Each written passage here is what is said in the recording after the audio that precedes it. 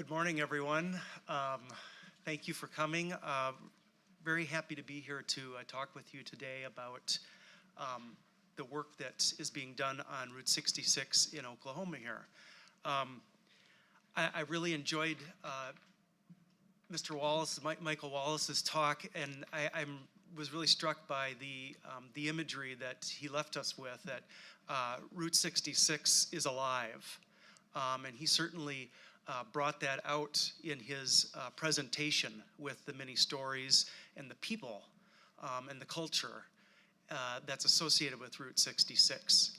I guess if you're thinking about the road being alive, what I'm here to talk about and Scott is here to talk about are efforts that kind of make up the spine and the bones of a creature that's Route 66 that holds a lot of that other softer material, the stories, the soft material. So we're going to be talking about the road itself and the efforts of the Department of Transportation as the steward of many sections of the historic roadbed and its related features, and how they're working to be good stewards of that and interpret the history of Route 66. So with that, we will go into the presentation here. Oops. Do I need to start that? Oh.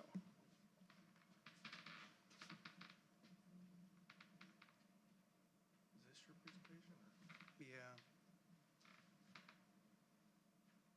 Just started here. Okay. Have you got it started? Yeah, that's fine. It doesn't look like that on the screen.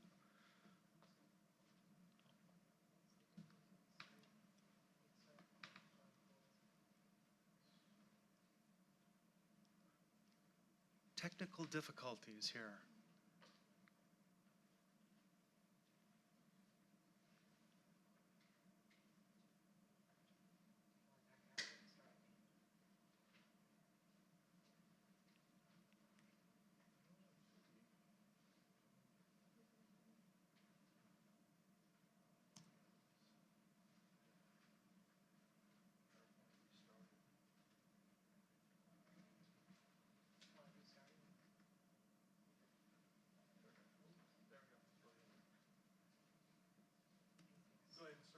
Okay, there we go. So, as I was saying, the Route 66 is really called America's Main Street. Most of the studies, many of the studies that I'm aware of that deal with the roadbed and the roadbed features, similar to what we'll be talking about in this short session, have been funded by various studies. The National Park Service has done special resource studies. There's been economic impact studies in terms of the cultural tourism and the associated features along the road that draw people.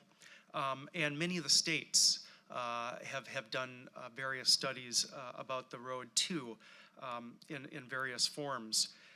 The planners and the promoters really intended US 66 as it was designated to connect the main streets along the route so that it connected the rural and the urban communities, and that's really how it got the name America's Main Street. The highway itself was designated as a U.S. highway in 1926, as Michael had talked about earlier. That was done through the efforts of the American Association of State Highway Officials and the Department of Agriculture at that time. The Bureau of Public Roads was housed within the Department of Agriculture during the early period of the development of the road. It grew out of the Good Roads Association movement. Much of the route of Route 66 followed the National Trails Highway in many locations. And it really became popular route that facilitated internal migration and the automobile-related services and the travel along it that Mr. Wallace had talked about previously. In its entirety, it extended almost 2,500 miles, 2,448 miles through 8 states, from Chicago to Santa Monica. The inspiration, or the beginning of the road, was heavily promoted by someone here, Cyrus Avery, that actually came from Tulsa. So there's kind of a direct connection here between Route 66 and being here in Tulsa. He was the commissioner of the Tulsa County Highway Commission and also the State Highway Commissioner before he started working with the Department of Agriculture to develop the U.S. highway systems. So he was an advocate not only of the US 66, but of the 11th Street Bridge, which we'll be showing a little bit of later in the presentation.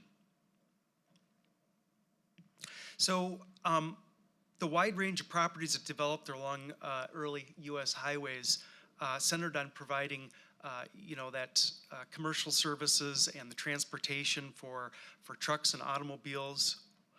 We're here to talk about the development of the building block, that spine or the bones of it, which includes the roadbed and the other structures that were integral into the roadbed meant to carry the traffic. In Oklahoma here, much of this work has been done by the state historic, the Oklahoma Historical Society and the Department of Transportation, and by numerous other individuals.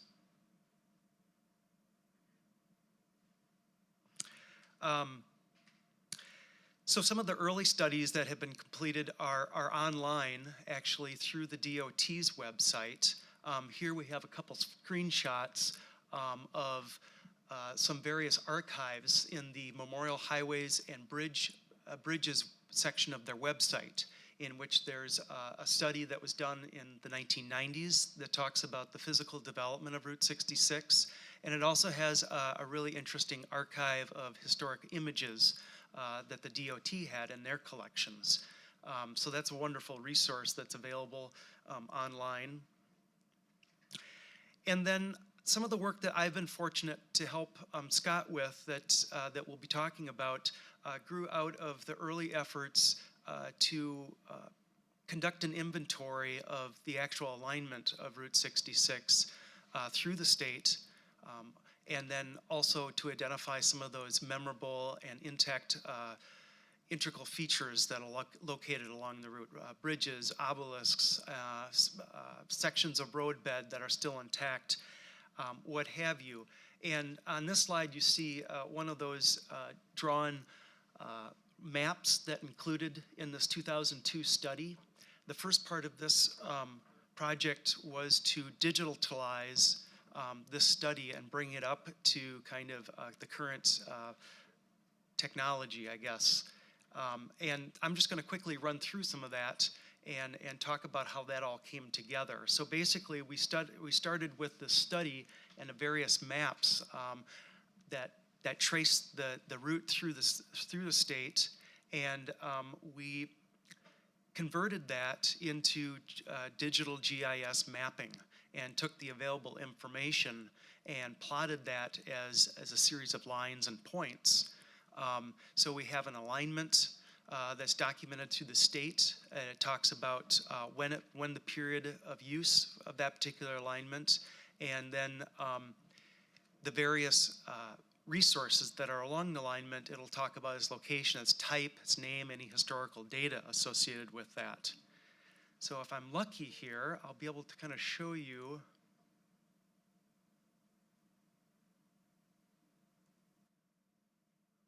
it's a Control tab? Alt tab.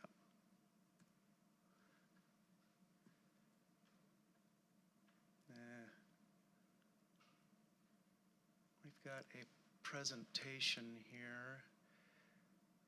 There we go. So this is a live version of this. It's called a KML or KMZ file. It's it's kind of the technology behind it is really driven by Google and Google Earth, but it's got the whole state here. It has this legend just to help people because there's various symbols on here, and once you kind of start zooming in, it can be difficult to remember what they are. So I'm just going to kind of zoom in here to Tulsa and show you, just how this map works. I think it's really wonderful, and it provides a very interactive tool, and it doesn't matter where you are. You don't have to be, you could be halfway around the world and use this. And so for instance, we will be talking a little bit later about the 11th Street Bridge, and that shows up right in here. You can zoom in, and there's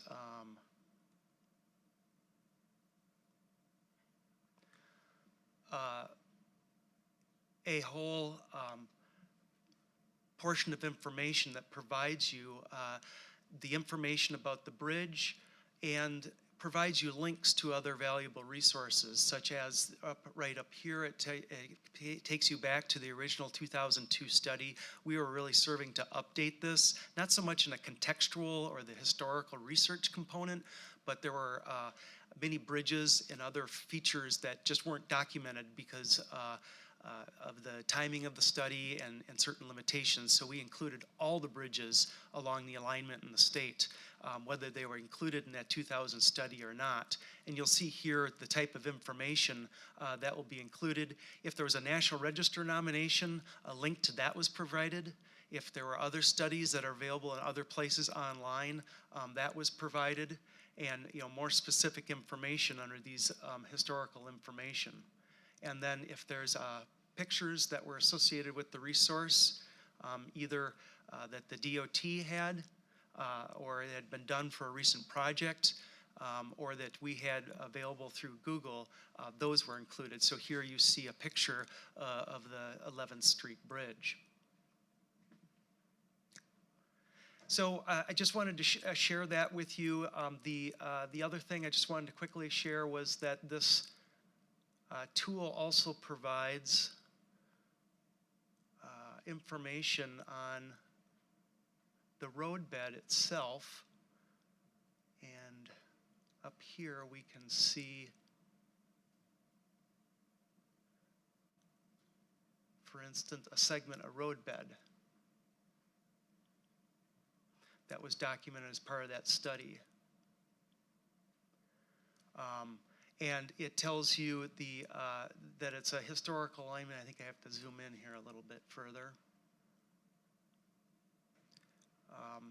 It tells you, it takes you to the portions of the study that talk about this, and the original study has these cross-referenced in it. So you can learn more about this quarter-mile stretch. It was a 1931 alignment.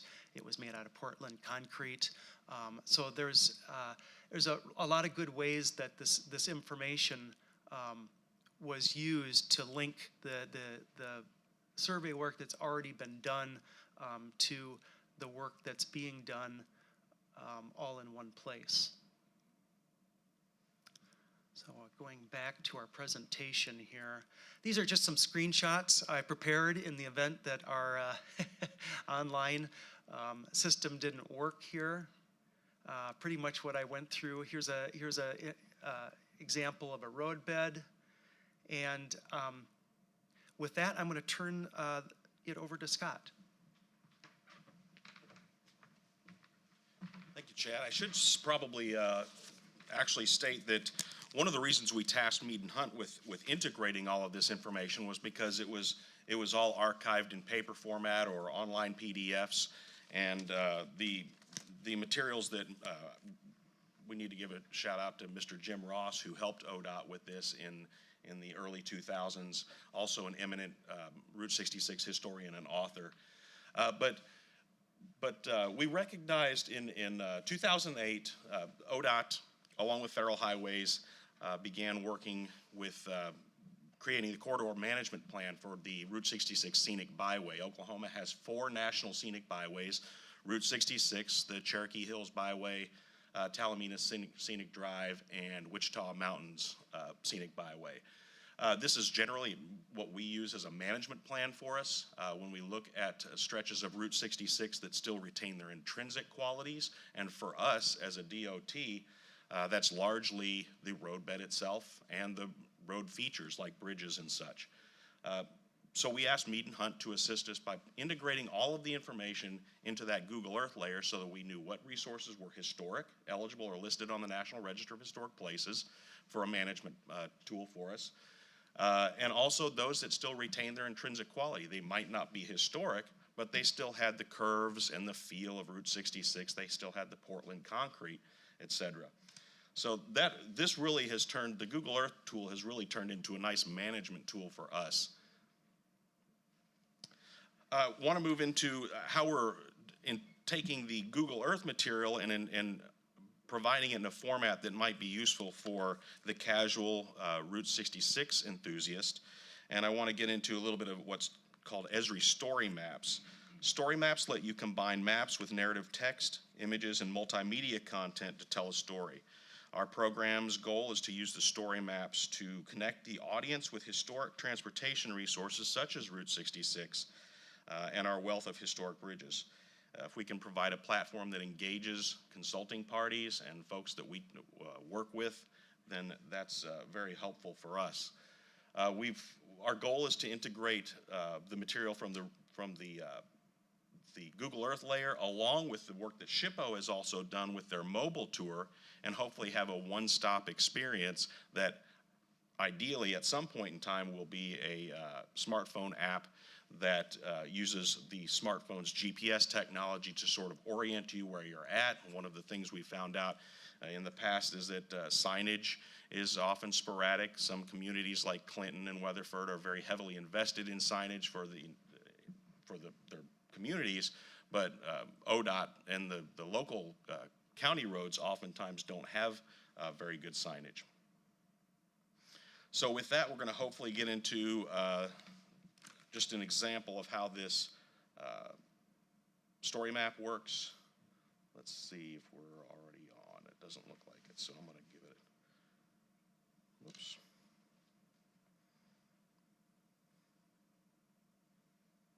Where's my? Well, here we are. So ODOT's dynamic and expanding GIS team has started working to integrate images, the sidewalk highway, and then there's a little bit of text. Here we have the Little Cabin Creek Bridge, west of Afton. And it just moves from east to west on this. This is in its infancy right now. In fact, many of the images are directly from ODOT's bridge files. We're actively right now taking photographs of our resources and the resources that are on the SHPO mobile tour to create a more interactive experience, and hope to have this up and running by the end of spring.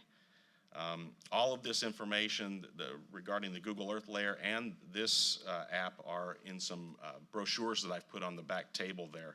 So hopefully you can grab some of those as well. It looks like Chad put together a few screenshots as well. This is the SHPO, the State Historic Preservation Office's mobile tour, where you can click, and then there's some audio that comes with this as well, and we're going to integrate that into our story map as well. So we have one for the Horse Creek Bridge, and this is Bird Creek right here. The obelisk that Chad was talking about, the Ozark Trails. And as I said, if you like, you can visit our webpage. All of this information is in the brochure in the back. And we're just continuing to compile Route 66 information on our webpage. I also want to get into some context-sensitive design. As a transportation agency, it's impossible for us to always integrate the goals of preservation with the mission of the department, which is to provide safe, efficient affordable transportation for the citizens of Oklahoma. But when we can, we are also implementing context-sensitive solutions in the design of new structures. This is a bridge in El Reno, and this sort of gives you just a quick image of what we plan to do with this bridge replacement project. This bridge is historic as well. It carries US 81 over the Union Pacific Railroad. It's also a former alignment of Route 66. But we have some aesthetic treatments that we're implementing into the design of the new structure. And, you know, the communities out west that Weatherford, Clinton, El Reno that have these picket railings, they love them, and they're very attached to them, and we're working to integrate them into the design of the new structures as well. Here's a closer image. And finally, I just want to sort of piggyback off of what Mr. Wallace said with some of the work that's going on. I know for a fact the communities of War Acres, Bethany, and Oklahoma City are working together now collaboratively to develop, sort of use that heritage tourism aspect to bring more folks into their community. They're identifying ways that they can exercise interest in Route 66. And in fact, as we speak, Oklahoma City's mayor, I believe, is being inaugurated right now, and this gentleman is a huge advocate of Route 66 and was very instrumental in providing signage through the town of Oklahoma, the city of Oklahoma City. So looking forward to working with those folks in my capacity as with the DOT. So Chad?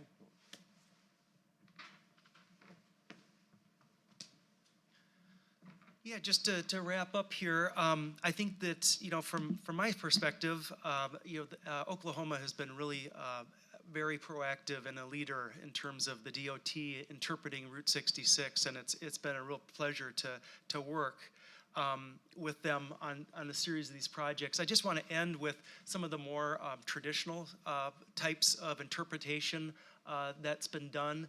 Here we have the more of interpretive outdoor panels, which are in the works for the 11th Street Bridge. Here you see some panels that will be going up in the future that interpret that bridge that'll be out on site. Here you can kind of see where that's going to be located, and you'll be able to see that bridge right in front of you and learn about some of the history of that.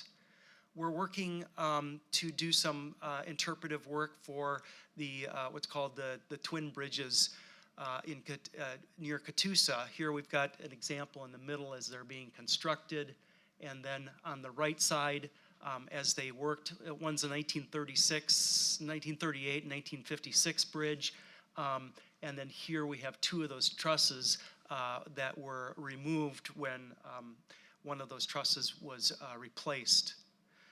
So we're working to develop some interpretive signage on site there that someone can go there and interpret the bridge. If you can't see it here, off into the distance here, you can actually see the other truss that's actually still in place. So there's a visual connection from the site that's really strong. And we're also doing some work for Scott to interpret in the future, the Horse Creek Bridge, which we mentioned earlier. That's an interesting bridge that has some really great railing associated with it and this wonderful sidewalk on both sides. And we're working to provide that interpretive work in a nearby old gas station. It's currently serving as the Afton Route 66 Museum. So that's really exciting. And with that, we are happy to answer any questions you may have. Who has the first question? Here we go. Reese? Thank you very much. I was not aware of a lot of those resources, and I do some research on Route 66, so thank you both very much for providing that. I understand that the Horse Creek Bridge in Afton is endangered. Can you guys talk about that a little bit? Sure, yes. The Horse Creek Bridge carries, I don't know the numbers offhand right now, I believe it's 6,500 vehicles a day. It's extremely narrow, and it was placed on the 8-year work plan, I don't know, 5-6 years ago. The division has recognized a need to widen the structure, and so it went through an analysis, an engineering analysis that determined that it was insufficient to carry the traffic that it currently carries, and that it can't be rehabilitated to continue to carry that traffic. So this is a replacement alternative on this one. I talked about the context-sensitive solutions, and I realize that these are sometimes unacceptable to the preservation community, but the department has a mission, and we do give historic resources every due opportunity in the review. And Federal Highways has to review the math and the engineering analysis that we put behind it, and eventually approve or not approve the project. And in this case, it really stood up that this structure could not continue to exist in its current capacity. So we are going with some context-sensitive railings on that structure, and as Chad pointed out, some of the mitigation for that is an interpretive panel that will be housed at the Afton station as well. So that bridge is moving forward as a replacement.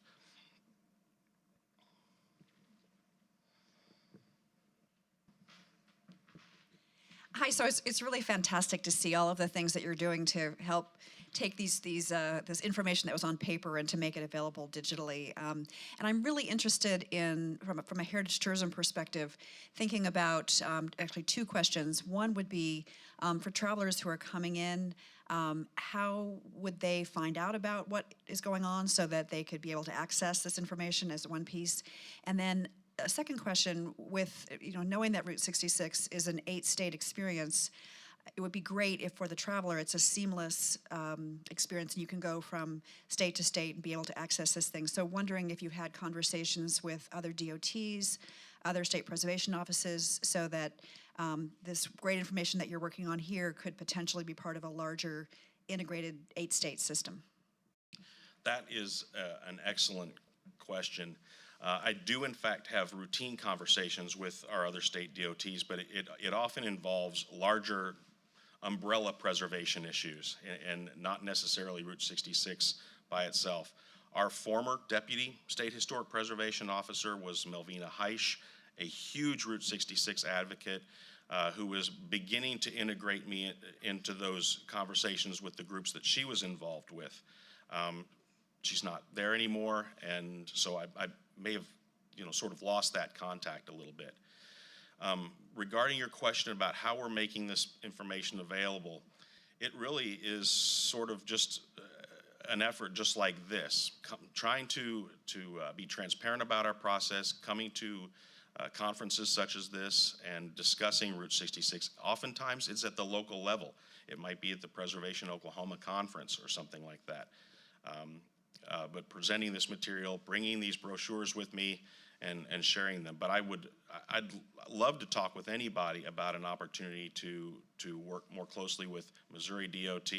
I mean, some of these folks I'm on a first name basis with as well. So Mike Meinkoth, I think, is the cultural resource manager there. I'd love an opportunity to try to make a seamless experience like you're saying. Next question.